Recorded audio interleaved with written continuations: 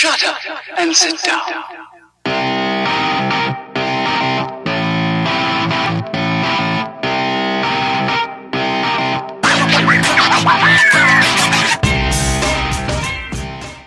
Hi and welcome to this episode of ctl-alt-del-church, and with me today is Martin Johnstone. Hi Martin. Hi, yeah. It's great to have you with us. You have had all kinds of jobs over the years, but you've recently left one to step out onto some new adventures. So what is it you're up to at the moment? What am I up to? Well, I suspect people have probably asked that question all my life, Stewart, but what am I up to at the moment? I'm probably doing a few different things. One is I'm spending a couple of days a week supporting a growing network of poverty truth commissions across the UK. Another is that I'm doing some work with Trussell Trust, really helping them again across the UK, but with a bit of a focus in Scotland potentially, to think about how people who use food banks might be at the heart of their strategy in delivering emergency food with dignity, but actually also how you get rid of that need for emergency food, how you've changed the system. Okay, those are two related but different bits of work, aren't they? So you've been involved with the Poverty Truth Commission for years, haven't you?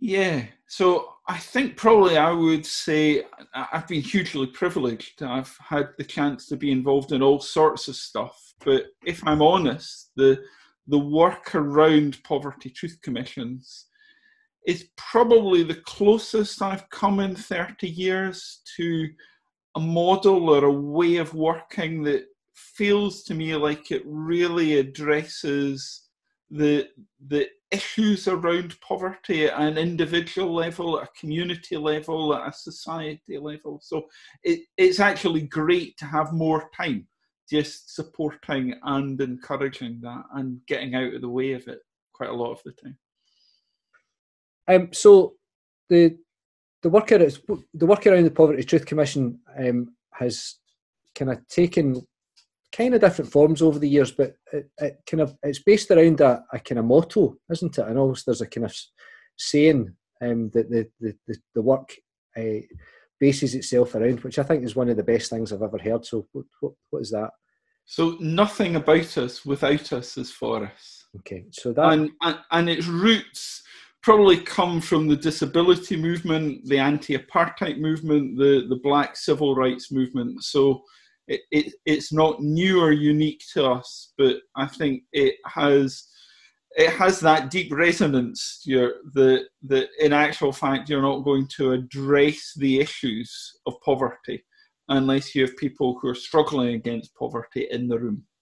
Yeah, and it kind of over the course of my career, I've spent time in lots of different places working with lots of different people, and one of the kind of key factors that you notice as you kind of go through all of that is that people try to fix other people's problems for them.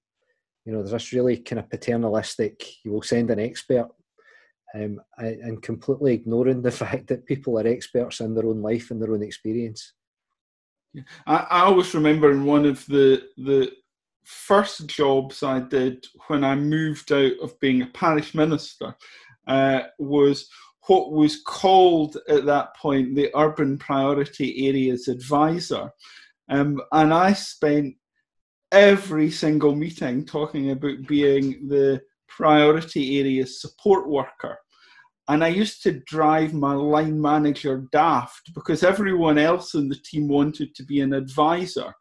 And I kept on describing myself as a support worker. And he would say, why do you keep on doing this? And I would say, well, actually the one person that folk are not going to take any advice from is someone that calls themselves an advisor.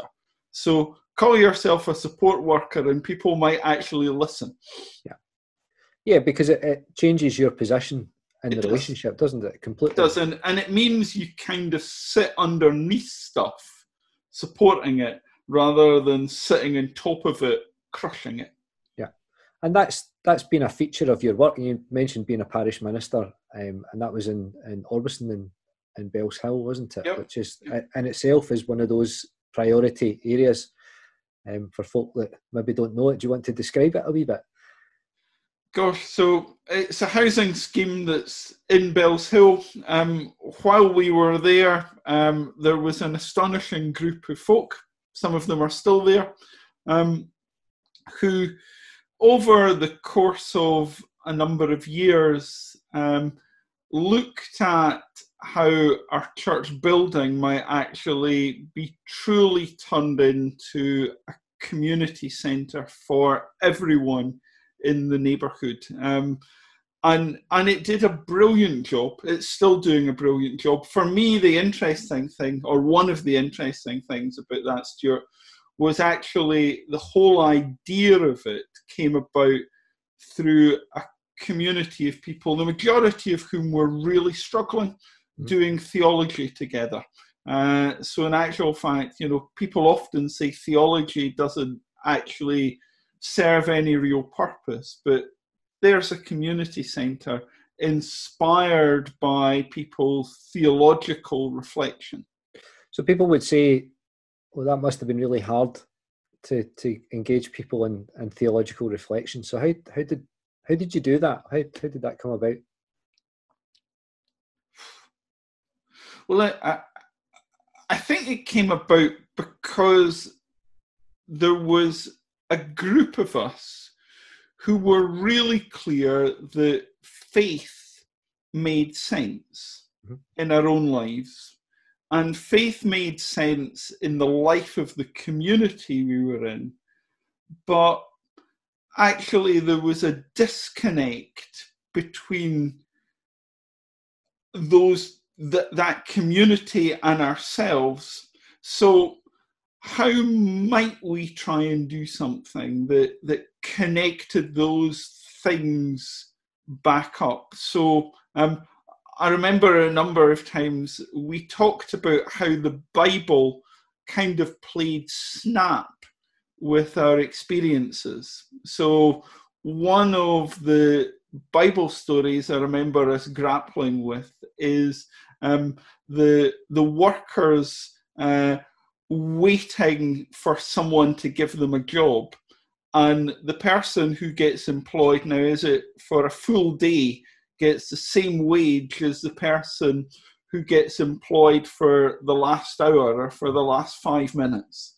And folk, every bit of academic learning I'd done around that kind of was predicated on how unfair that was. And we had within our theology group this guy who was unemployed. And he said, well, that just makes perfect sense. That is the job centre of first century Palestine. When you go along to the job centre, you're looking for a job so as you can feed yourself and your family. You actually have the same need for the same amount of money, whether or not you get the job. So actually, this just makes sense. And then thinking about, well, if you were developing a community resource within our neighbourhood, how could you try and make sure that some of that model of justice and fairness was built into it? And so that work carries through into what the Poverty Truth Commission's all about, doesn't it? It kind of it tells those stories from people's experience. So you had no experience or not a shared experience with that person, and so when they start to tell that story, you come to a different understanding, and that's kind of what the Poverty Truth Commission's all about, isn't it?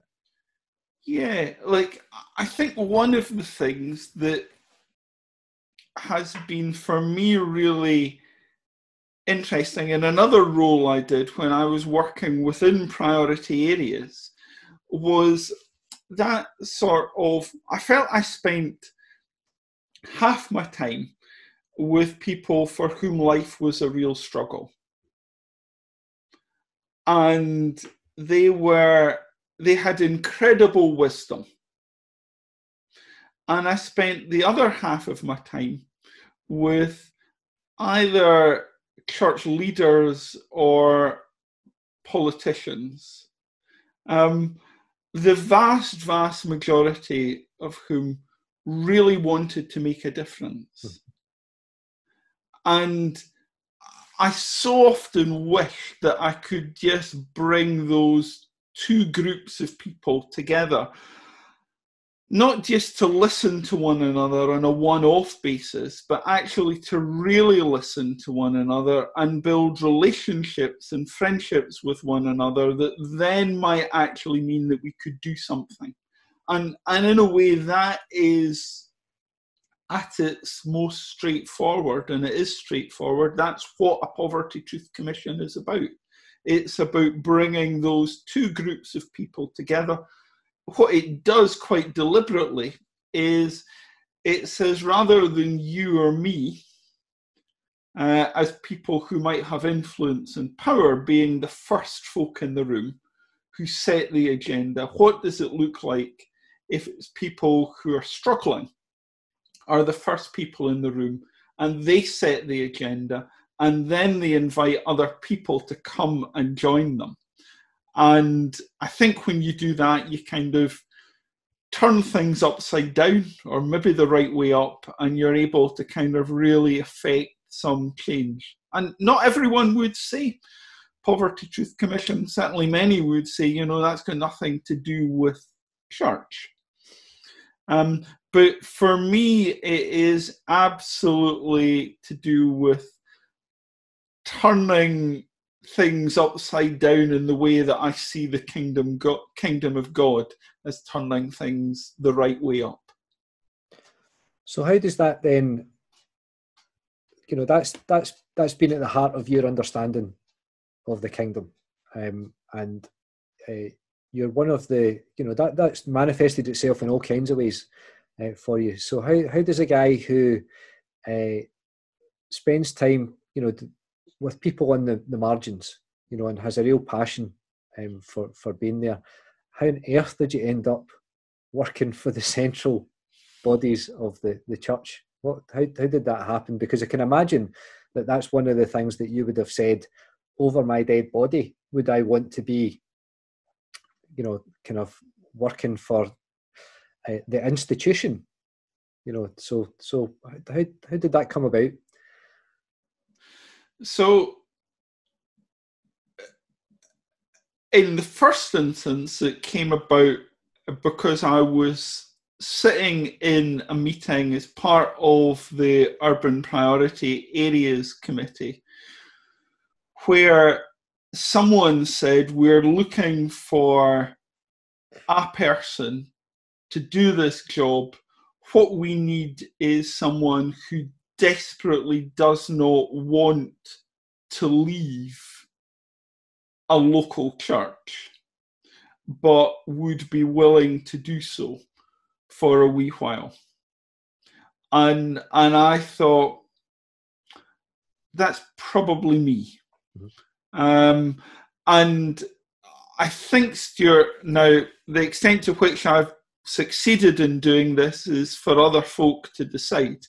But I think through all the stuff I've been privileged to do, I have sought never ever to move from the principle that, one, I'm a parish minister, and two, the church is at its most real and at its most authentic and at its most to be celebrated in the local.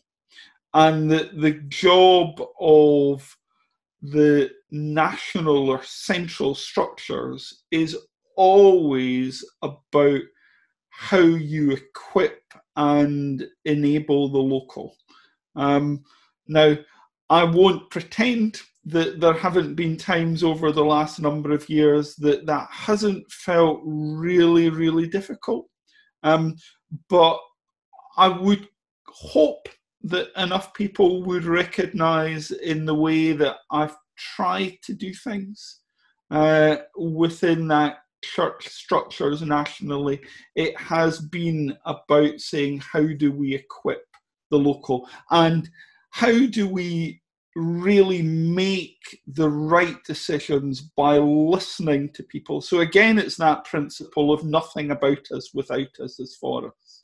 Yeah, and that to have someone who continually reminds people of that, I think, is an incredibly important thing, because it's so easy to get caught up in making things work and paying the bills and, you know, all the things that any institution at whatever level, even in the local, you know, that you know, someone said something really powerful at the General Assembly last year about money, that it used to be that we paid our ministry and mission, and then we fundraised for the events that we were going to do, the mission work that we were going to do. Now we're just fundraising to pay ministry and mission. You know, there is no local mission, because we're so tied up in maintaining this huge, as people imagine it, bureaucracy.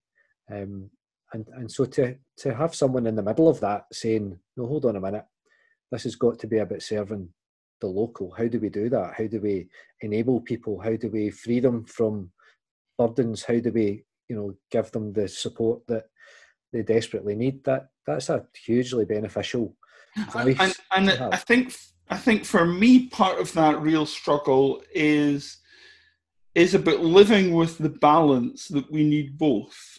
Yeah. And in actual fact, what we are is that we are deeply interconnected with one another. So I would want to celebrate every day the generosity of the Church of Scotland over the years has allowed the Church as a national institution to not just say that we have a priority for the poor, but to actually live with that priority in the way that we have chosen to spend and reallocate our resources over the years.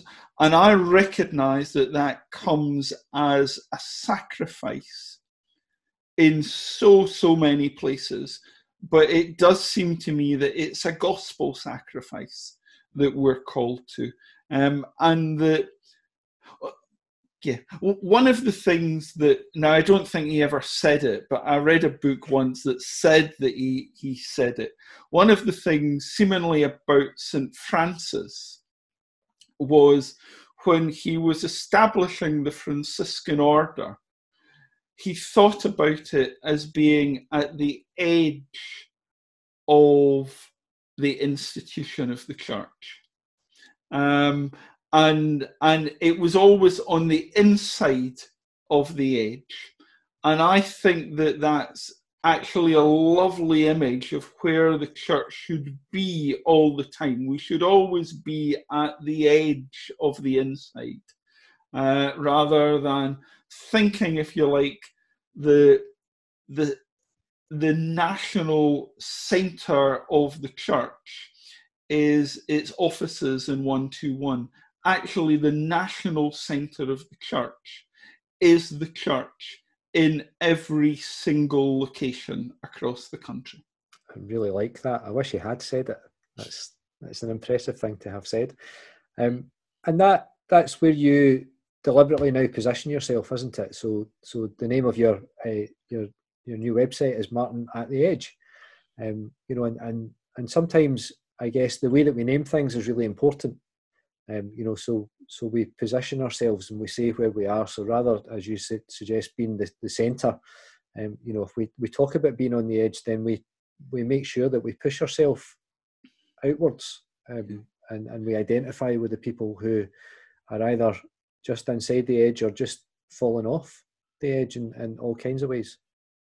Yeah, and I think I knew, so probably most recently within the Church of Scotland at a national level, I ended up doing a role that I never, ever imagined that I would have ended up doing, which was really about trying to support the national staff team across the organisation, but kind of try and help the church to think about what a radical action plan looked like, etc., etc. And I know that when I stepped into doing that role, I think probably because others looked down while I was still looking up, but when I stepped into trying to do that role utterly imperfectly, I knew at the same time it would almost certainly be the last thing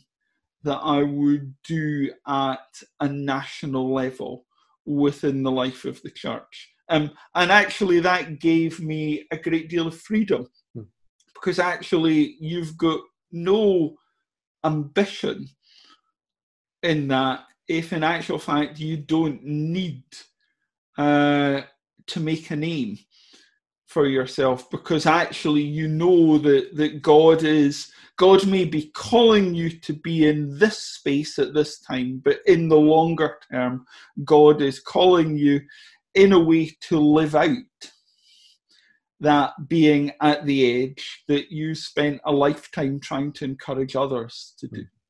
Yeah. I remember years ago, as part of my community work training, that the kind of chat was always about working yourself out of a job. You know, that if you do your job properly, there should come a point when nobody needs you anymore.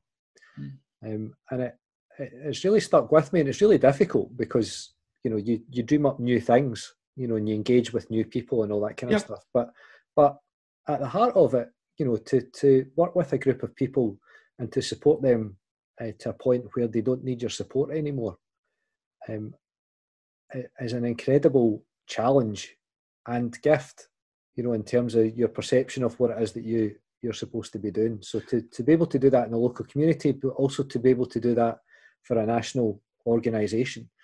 And it's a bit why, this is boring stuff in a way, Stewart, but it's a bit why actually I believe that organisations and institutions really matter. Yeah. Because if, you know, those of us who might want to put two fingers up to the institution and say, let's just go our own, ultimately we then become mavericks, and we may do awesome, brilliant work, but then when we disappear, that work disappears as well, unless there is an organisation or an institution that then owns that work. Now, sometimes that organisation and institution holds us back.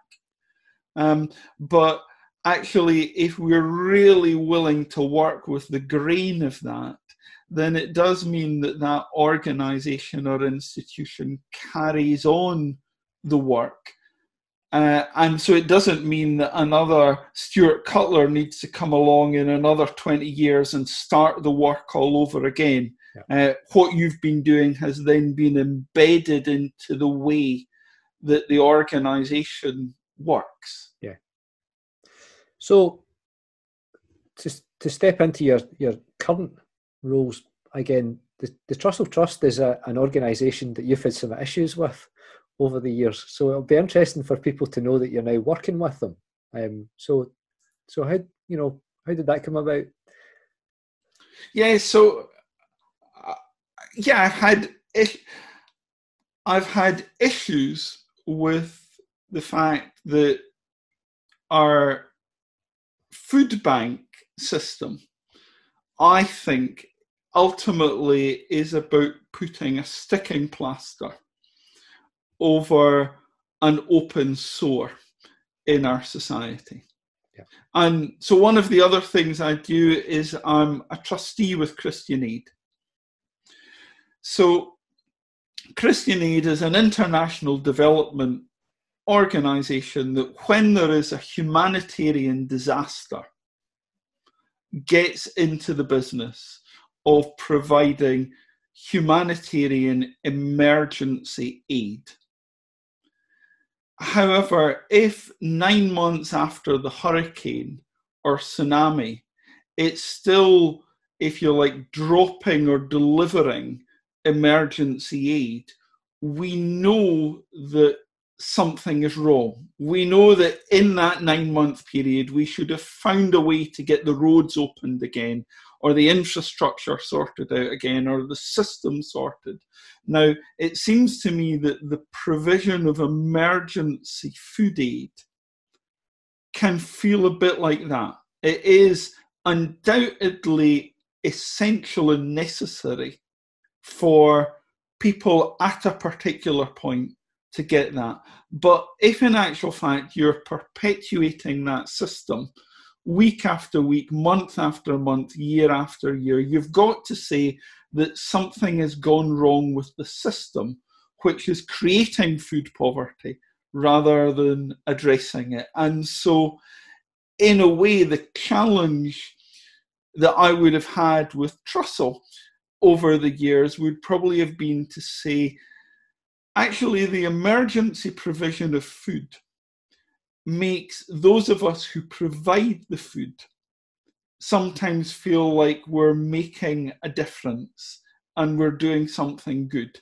And we might be, but wouldn't it be much, much greater if in actual fact we could end the need for that food bank to be there in the first place? And so one of the things that Trussell is now saying is that they are about ending food poverty. Right. And so I'm thrilled, if you like, to be working with them as they try to do that. So how do you do that? Because that's the huge question, isn't it? You know, that how do you change a system that seems so immovable, and given the current circumstances, you know, you could say unlikely to change. In fact, with the possibility of becoming even more entrenched. Yeah. And so for me, I think that light bulb moment is about recognizing that in this country, it's not true in every part of the world, but in this country, we do not have a problem of food poverty. We have plenty of food. What we have is a problem of poverty. And so that then has to be about how we increase people's income, or how we make some of the things which currently cost a lot of money cost less. So some of that is about us thinking really hard about our benefit system. Mm-hmm. Now, you said there's a whole pile more people now on benefits. It's interesting that one of the early responses around COVID, and it was absolutely right, was to increase some of the emergency levels around benefits. Because actually the levels that benefits are set at keep people poor. And in a civilized society that's got money, we need to work out how our benefits levels aren't about keeping people poor. We also need to think about how we make work pay, and pay effectively. Again, one of those huge issues is about the fact that so many people who are identified as living in poverty are actually also working, but they're working in jobs that do not pay enough for them to look after themselves and their families. So how might you change some of those things? And the other bit in there, I think, is how you imagine, if you do have emergency food, how can you do that in a way that is as dignified as it possibly can be? And for me, one of my real interests around food poverty over the years is that the Christian community gathers around a meal table.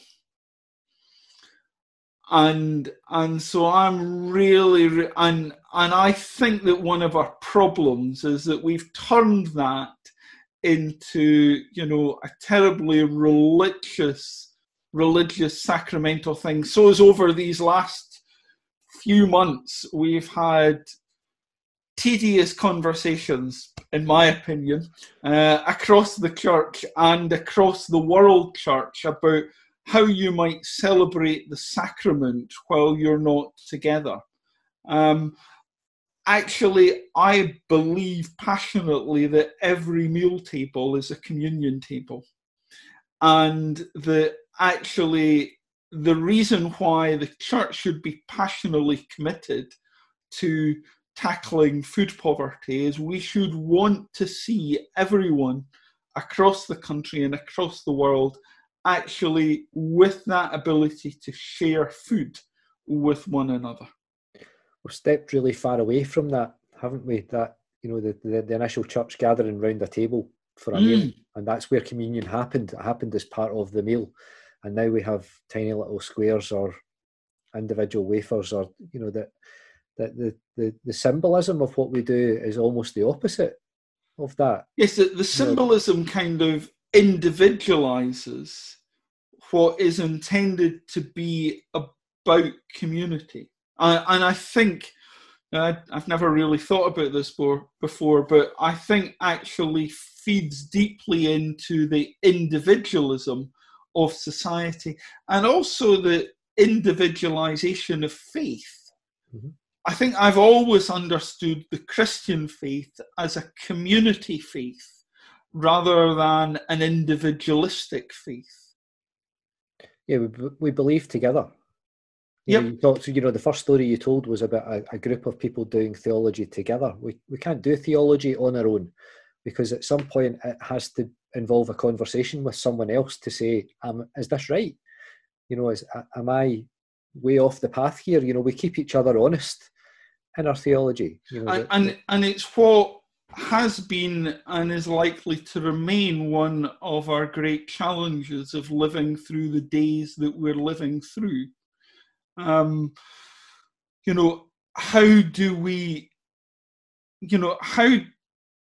really genuinely be a community of faith? Now, that was a problem when we were able to be in a building together, but each seated in our own seats that some of us had in our families for generations.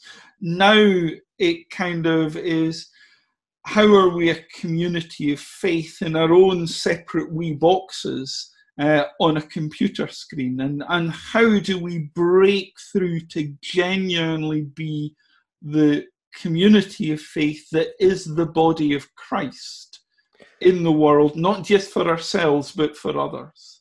I wonder if one of the accidental things that's happened because of the coronavirus situation is that actually people have, because they can't be involved in church, they've either, so there's two things have happened. There's people engaging in worship as one part of that, but people engaging in their communities has been something much greater than, you know, in a very disorganised kind of way. The people have actually chapped their neighbour's door and said, "Are you okay?" And made sure that people have got prescriptions and food and all that kind of stuff. And that kind of feels glorious. You know, that kind of feels like the democratization of pastoral care. Yeah. It kind of feels like, you know, for folk like you and I who kind of have worn the badge of having the responsibility to care for people, even if, you know, I've worn a dog collar once in my life, Stuart. I wore it to a fancy dress party. And the reason why that was the case was because I believed that God was calling me into ministry to convince other people that they were ministers rather than to be the minister. But actually one of the things that's happened in this stuff is that people have recognised that the minister is incapable of doing all that pastoral care. And so people have done it for their other folk in the congregation, but they've also done it for their neighbours. And they've done it on WhatsApp groups and I think that's really exciting. I think it is too, and I think what it's done is exposed a lot of people to the need of their neighbours in a way that they, in some ways that need has changed because of the nature of the lockdown and all that kind of stuff. But actually, a lot of that need was there anyway. And we've been involved in a kind of wider community group across the last 4 months now. And what we're starting to see now is that some of that's subsiding, the need, because other people are meeting it again, so people's families can pick up some of that care. But there's still a group of people who need someone to help them. And they'll always need someone to help them, because they always did need someone to help them. It's just that nobody knew that. And so we've been introduced to that need. And alongside that, we've also recognised our own need. So, I think one of the things that I've often wished for the church is that I think we've got quite into a language around how the church has to serve the community or has to serve others in need and actually I think quite a lot about how Jesus says to his disciples, I no longer call you servants, but friends. And actually, I think, what does it begin to look like when we think about our neighbours as our friends rather than people that we serve, or we think about folk coming to food banks as our friends rather than people that we're providing a service to. And I think that sort of equalisation out is brilliant. For me, I think it is the fact that in every human being, I can look into their eyes, even yours, and see an image of God. And hopefully people can look back and see, with all my perfections, something of the image and the beauty of God. And I think almost because over the years, the church has become so preoccupied either with helping people who are less well off with us, or thinking about how when I look at you, all I see is a miserable sinner, rather than someone who's made in the image of God, that we've actually ended up with a deeply flawed way of relating to and engaging with one another, and actually then with the whole of creation made by God. Yeah, it allows us to commodify and externalise, doesn't it? It allows us to have those, and that's been a huge driver of we'll call it a political name, the kind of neo-capitalist, neoliberal agenda was to individualise so that everybody becomes either a unit of production or a unit of consumption. And we see it, all across the news at the moment, that we're in a recession because, gross domestic product's down by 19%. Who cares? If what we make and buy is the only measure of who we are, then we're already stuffed. Yeah, and certainly the notion that we can keep on growing an economy on a finite planet, we need to recognise is the thing which is leading to us trashing God's planet and actually making certainly human life, but actually huge parts of planetary life increasingly unlikely for the future. One of the things that I've kind of wanted to think about over the years is about an idea around fragility as a word or as a way of living that the church needs to embrace. And as individuals, we need to embrace our fragility As neighbourhoods, we need to embrace our fragility. As an economy, we kind of need to embrace our fragility. As a planet, we need to do that. And actually, the church needs to embrace her fragility as well, and actually know that who we seek to follow and who we seek to share with the world is actually a God who chose to become fragile for our sakes. And I think that's such and I was going to say a powerful message. That isn't the word I want to use, but such an important message in a time when, in actual fact, one, we all recognize our fragility, but two, where there are still far too many voices saying that what we need to get back to some sort of security and solidity, and for everything to be the way it was, and certain and powerful, and yeah. So the question people would ask of that is, well, what does that look like? How does that play out? One of the questions that I guess every church in the land is asking at the moment is, well, what do we do now?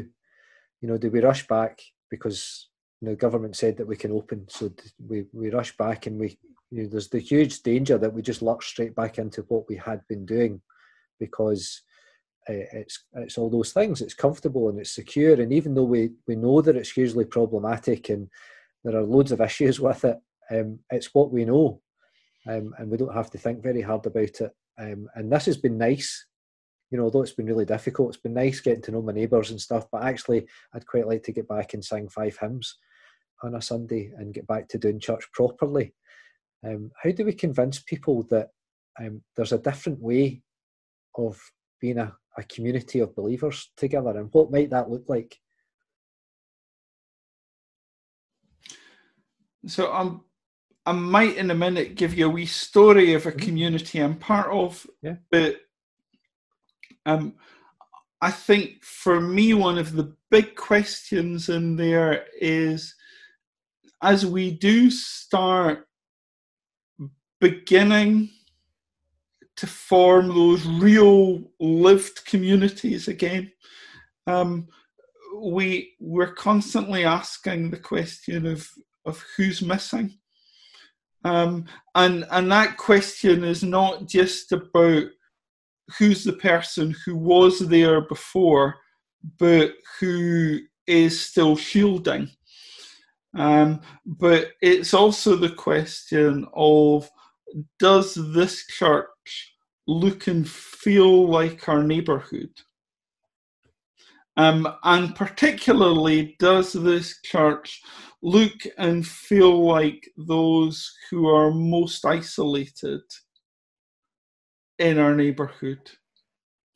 And can we learn to live with fragility as a blessing from God rather than a curse? So I think that in terms of practical realities, I've found myself, Stewart, over the last 20 years, part of 2 church communities. Mm-hmm. So there's a church that Susan and I, until 4 months ago, went along to as many Sundays as was possible, and loved folk, and folk were wonderful with us. And then there was a wee community that I was part of, that meets on a Monday evening. We meet in one another's homes. It's a community that's been going for 40 years. It meets in there's about 16, 17, 18 of us. And we've made some real decisions over the years. One was that we would seek to hold what we had in common. So we would give money into a common pot. Interestingly, we would be really clear with one another about how much we were giving into that pot. And then collectively, we would share that money out, whether it was to support work in this country or overseas. We would give away £25,000 a year. Now, interestingly, the church I'm part of on a Sunday needs to raise a huge amount of money before it needs to think about giving anything away, which is a bit of what you were talking about earlier. And the way it does that is that we quite deliberately share worship together, the responsibility for worship together, and we share the responsibility for caring for one another together. We don't end up with buildings. And actually, I think now it's uncomfortable territory for those of us who get, we might call it a stipend, but ultimately it's a wage packet from the church. It's uncomfortable for us to imagine that the church going forward might have an awful lot more of those sort of examples of what church looks like, and a significant number less examples of the model that we've grown accustomed to, but actually isn't necessarily the model that is replicated across the rest of the world. Yeah. One of the things that has kept me going over the years is a realization that I'm not part of a declining church. I'm part of a church where the center of gravity is shifting from the rich north to the poor south. And I'm part of a church that is shifting from mainstream large national denominations into a movement of God's people, which is much more organic and much more bubbling up in different branches all over the place. Now, for some of us, that will feel really scary. I suspect for me, it feels pretty scary, but also hugely exciting. Yeah, because that's what you've been doing for the last 30 odd years, and it's I think I've said before, I've been trained in two disciplines. So I was trained as a community worker, and then I was trained as a minister, and I found the first bit much more helpful in terms of my ministry than the second bit has, because ministry is about people, and the theology bit's really important in that, and underpins all of it, and provides frameworks and all the kinds of stuff that we talk about. But actually, ministry is about people, so to be comfortable with people means to be comfortable with that uncertainty. Yeah, because people are random. They just are. The people's lives don't go in straight lines. They go all over the place and bump into each other and fall off, and all kinds of things happen to all of us. And any kind of pretense that any of this is certain, and I gave up a long time ago. Yeah, it's about relationships. Yeah. And gosh, do I always succeed? Absolutely not. But it's about, in those relationships, actively choosing to see the best in people rather than the worst in people. So one of the things in the different roles I've been hugely privileged to do over the years has been to identify, if there was a bit of work we were doing, to identify the people who might most disagree with that work or with what we were thinking about, and actually phone them up and say, can I come and spend some time with you? Not because I want to change your mind, but in actual fact, because I really, really, really want to understand what you're saying, and because I really, really genuinely want you to change my mind. Now, when you work like that, then some magic things can really happen. Yeah, because you step outside defending your corner, don't you? That's how society's been set up now. You know, it's this really kind of, you know, opposite. Take sides and fight, but not really fighting. Just take sides and shout loudly at each other. We don't listen to one another, and we're certainly not interested in thinking about why on earth would somebody hold that opinion, which is so different to mine.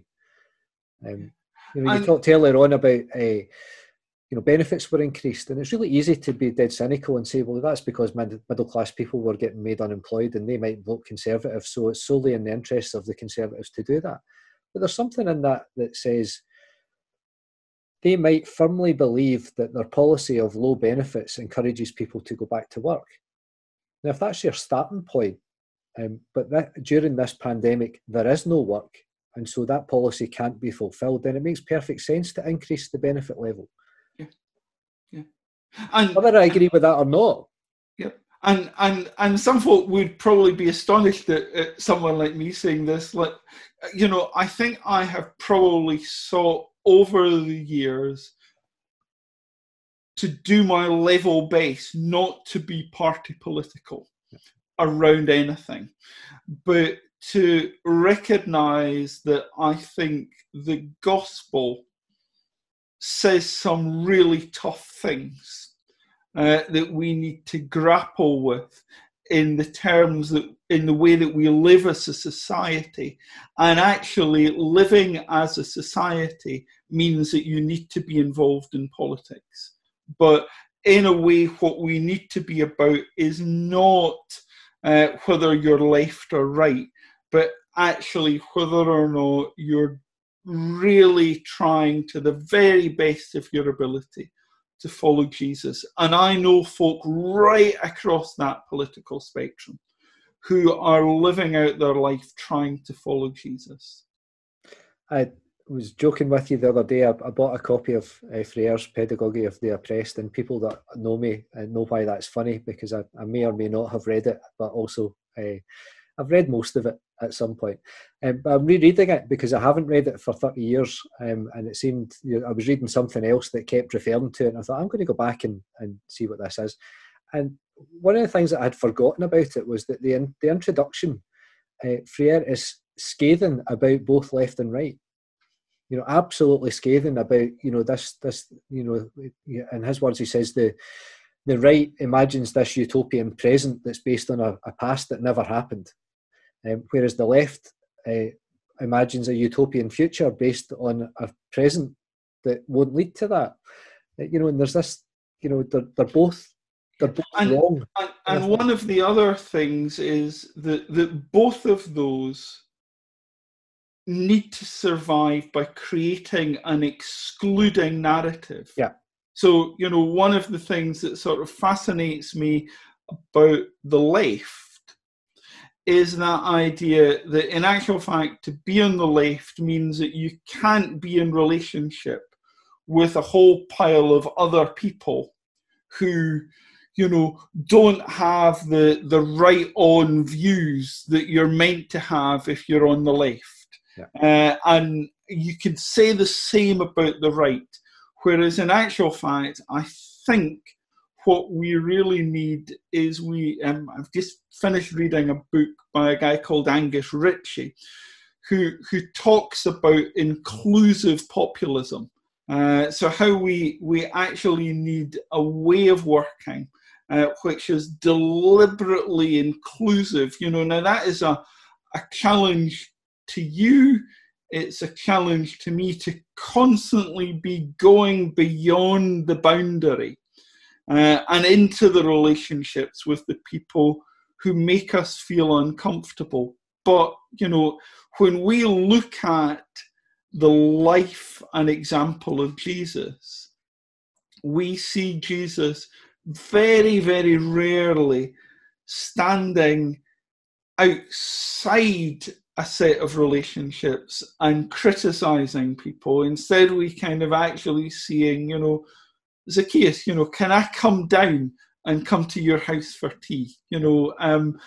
We see him engaging with the Samaritan woman. We see him engaging all the time. And actually, I think we need to learn more and more of that. And it might be at this particular time, Stewart, that the church is one of the few institutions that is actually capable of doing that. Now, if we're going to do that, we need to do that with huge humility. But it might be that we've got a contribution to make there. One of the gifts of the theology bit is that you get to prepare worship occasionally, and are given space to think about something and to learn every week, which is one of the things that I find a huge blessing. And one of the things that I like about it is that you'll come across somebody at some point who says, see that word, somebody's decided it's going to be translated as that, and it might not mean that, it might mean something else. And for me, something that's become really significant is the idea when Jesus says to the disciples, go out, and if you forgive someone's sins, they're forgiven, and if you don't, they're not, right? And in that little verse, which has become a kind of really famous, go, and if you don't, then just forget them kind of thing. There's a wee mistranslation. And the second part isn't about their sins are not forgiven. It's about you having to hold on to them until change happens, which I find an absolutely incredible challenge. Wow. That exactly what you're saying, that actually we're not allowed to just let people go and just to say, well, you don't agree with me, so you're obviously wrong, go away. And I'll just go over here and talk to the people that do agree with me or are willing to do what I want them to do. But actually saying something more like we need to hold on to these people with all our might until somehow in that relationship between us we're changed and we can let go. Yes. And in a way, I will refuse not to love you. Yeah. Uh-huh. Yeah. And gosh, that's tough stuff. That's cross-carrying stuff. Yeah. But in a way, one of our real challenges is that the church has probably, for much of our life, wanted to live the resurrection without the crucifixion. And, I always remember a really good friend of mine saying that he'd gone along to a gathering where someone had said that what the church really needed was it needed a success strategy like Jesus had. And then he listed a whole pile of things. And my friend said, he went on for so long, and eventually I found myself saying, I think you're reading another gospel. Jesus' strategy got him hung on a cross, and hoping against hope that was not the end. But that's where his strategy got him. In a way, that's where the church needs to be in terms of her strategy.